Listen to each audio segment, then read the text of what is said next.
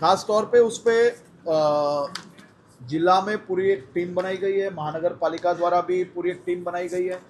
पानी का जो प्रॉब्लम था वो पूरी तरह से क्लियर कर लिया गया है और सभी कनेक्शंस और ख़ास तौर पे कल ही 367 जितने पानी के टेस्ट लिए गए थे, सभी टेस्ट ओके आ गए हैं।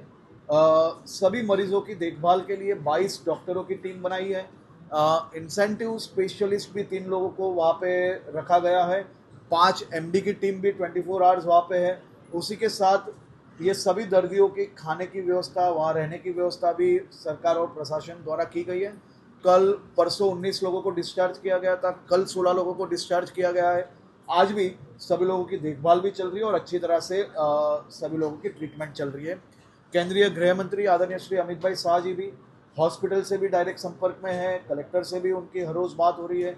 आज सुबह ही उन्होंने अर्ली मॉर्निंग भी एक रिव्यू लिया है और सभी लोगों को पूरी तरह से व्यवस्था दी जा रही है। સાંજ સમાચાર ફેસબુક પેજને લાઇક કરો, વિડીયો શેર કરો અને વધુ વિગતવાર સમાચાર માટે sanssamachar.net વિઝિટ કરો।